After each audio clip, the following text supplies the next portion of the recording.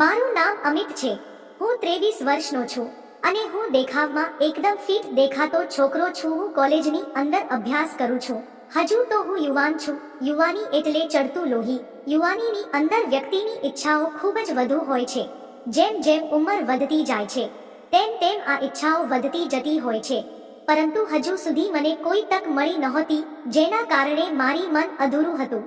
મને ખુદને સંતોષ આપવો હોય તો મારે પોતાની રીતે કામ કરીને ચલાવી લેવું પડતું હતું.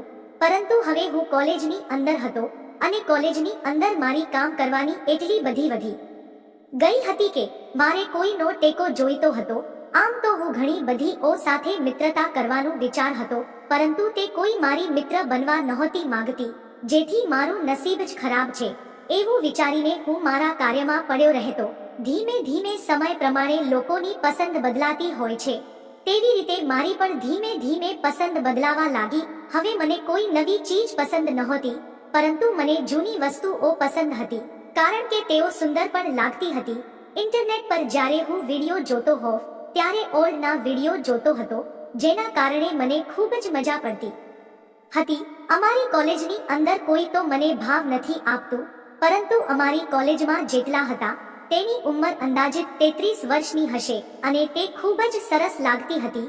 તે સુંદર પણ હતી અને તે મને ભાવ આપતી હતી, જેના કારણે તેની સાથે વાતચીત કરવાનું ચાલુ કર્યું. શરૂઆતમાં તો જ્યારે હું કોલેજની અંદર જતો હતો અને થોડો સમય મળે ત્યારે તે મારી પાસે આવતી અને વાતચીત કરતી. ડબ્બાની અંદર મારી માટે નાસ્તો લાવતી. અમે ઘણી બધી વખત બહાર પણ જતા હતા, પરંતુ હજુ સુધી ઈચ્છાઓની વાત કોઈ દિવસ થઈ નહોતી. એક વખત જ્યારે અમે બહાર હતા ત્યારે તેણે મને પૂછી લીધું કે શું તારી કોઈ દોસ્ત છે. તેના જવાબમાં મેં તેને ના પાડી અને કહ્યું કે મારી ઈચ્છા તો ઘણી બધી છે, પરંતુ મારી કોઈ ગર્લફ્રેન્ડ બની નથી. અને વધુમાં એને કહ્યું કે જો તારે મારી ફ્રેન્ડ બનવું હોય તો બની શકે છે. મને તારી સાથે દોસ્તી કરીને ખૂબ જ મજા આવશે.